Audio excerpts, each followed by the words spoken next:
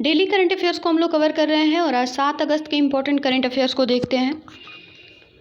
पहला ये बीआरओ ने दुनिया की सबसे ऊंची सड़क बनाई है और लद्दाख स्थित भारत चीन सीमा पर सेना की अग्रिम पंक्ति के सैनिकों को सहायता पहुंचाने के लिए सीमा सड़क संगठन यानी बीआरओ ने पूर्वी लद्दाख में और ये उमलिंगला दर्रे पर 19,300 फीट की ऊंचाई पर 52 किलोमीटर लंबी दुनिया की सबसे ऊंची मोटर वाहन योग्य सड़क का निर्माण किया है।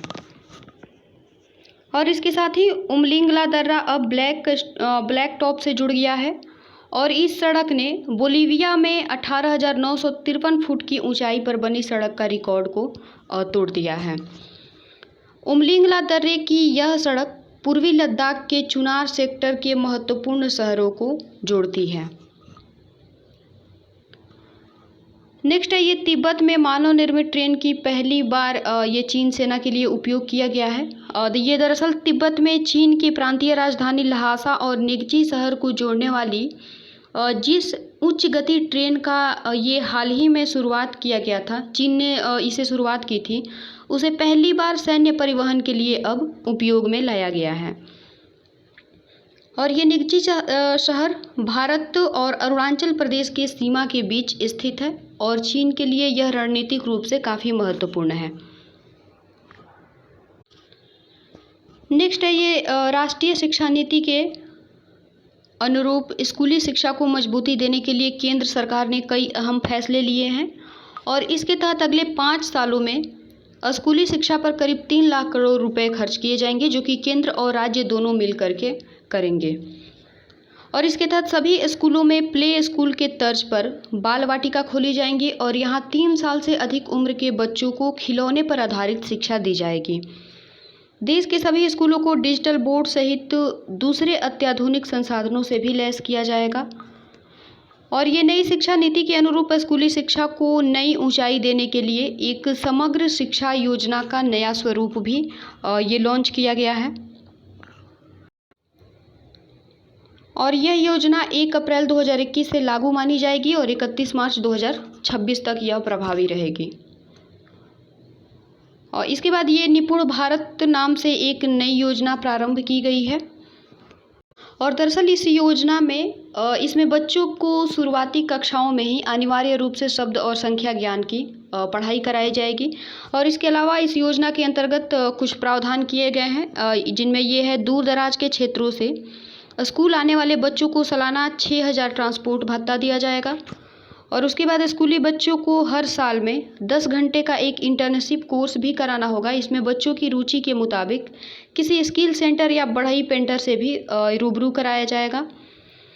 उसके बाद रानी लक्ष्मीबाई आत्मरक्षा प्रशिक्षण में लड़कियों को 6ठी से सेल्फ डिफेंस का प्रशिक्षण दिया जाएगा। और इसके बाद सभी बालिका छात्रावासों में सैनिटरी पैड वेडिंग मशीन भी लगाई जाएंगी। और राष्ट्रीय स्तर पर किसी खेल में यदि किसी स्कूल के 2 बच्चे चयनित होते हैं तो उसे 25,000 से ज़्यादा वित्तीय मदद भी की जाएगी। नेक्स्ट है ये भारतीय हॉकी टीम ने ये कांस्य पदक जीते हैं। भारतीय पुरुष हॉकी टीम ने टोक्यो ओलंपिक में 41 साल बाद कांस्य पदक जीता है और भारत ने ये जर्मनी को 5-4 से हराकर यह कांस्य पदक अपने नाम किया है। नेक्स्ट है ये चीन की 14 साल की कुआन होंगचान ने इन्होंने गोताखोरी में स्वर्ण पदक जीता है। चीन की कुआंग होंगचान ने ओलंपिक खेलों में महिलाओं की 10 मीटर गोताखोरी प्लेटफॉर्म प्रतिस्पर्धा में स्वर्ण पदक अपने नाम किया है। नेक्स्ट है ये कचरा और गोबर के बदले गैस सिलेंडर की योजना ये बिहार के मधुबनी जिले में प्रारंभ की गई थी, जो कि अब भी सफल रहे हैं। और इसी को देखते हुए डॉक्टर राजेंद्र प्रसाद केंद्रीय कृषि विश्वविद्यालय पूसा जो कि समस्तीपुर में है, इसको शुरुआत अब मोकामा में करने जा रही है और पटना बिहार का दूसरा जिला होगा जहां पर यह योजना शुरू की जाएगी। नेक्स्ट है ये ई वाहन की तैनाती ये स्विगी ने ई वाहन की तैनाती बढ़ाई है। फूड डिलीवरी क्षेत्र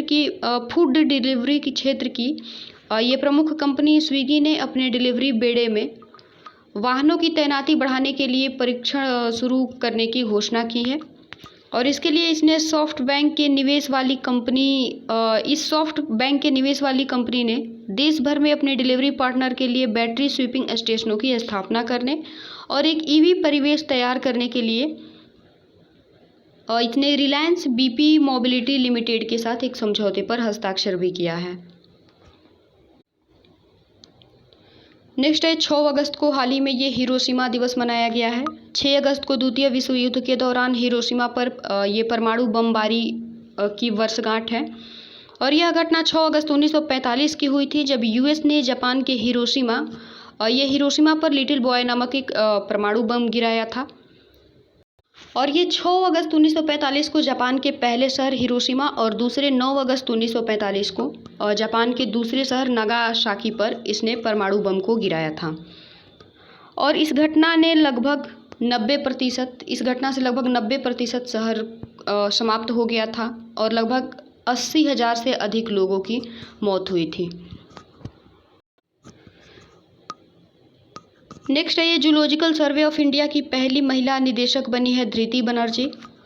और धृति बनर्जी 2012 से जेडएसआई के डिजिटल सीक्वेंस इंफॉर्मेशन प्रोजेक्ट की कोऑर्डिनेटर हैं। और यह जेडएसआई जो कि पर्यावरण, वन और जलवायु परिवर्तन मंत्रालय के अंतर्गत आता है और इसके तहत इसके 16 क्षेत्रीय केंद्रों के साथ इसका मुख्यालय कोलकाता में स्थित है। नेक्स्ट है और ये डॉक्टर जगदीश भगवती और डॉक्टर सी रंगराजन, इन लोगों को प्रोफेसर CR राव शताब्दी स्वर्ण पदक से सम्मानित किया गया है। ये इंडियन इकोनॉमी सोसाइटी ट्रस्ट के 2 प्रतिष्ठित व्यक्ति, ये भारतीय विद्वान डॉक्टर जगदीश भगवती और डॉक्टर सी रंगराजन को हाल ही में प्रोफेसर CR राव शताब्दी स्वर्ण पदक से सम्मानित किया गया है। और इस पुरस्कार का गठन इंडियन इकोनॉमी सोसाइटी ट्रस्ट द्वारा ये सोसाइटी के संस्थापक अध्यक्ष और गणितज्ञ, सांख्यिकी के ये विशेषज्ञ प्रोफेसर CR राव के योगदान की स्मृति के लिए किया गया है।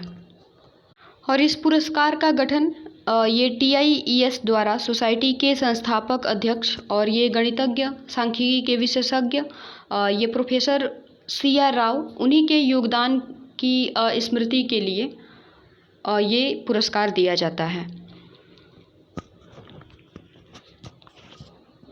और इस वर्ष यह पुरस्कार संयुक्त रूप से डॉक्टर जगदीश भगवती और डॉक्टर सी रंगराजन को दिया गया है।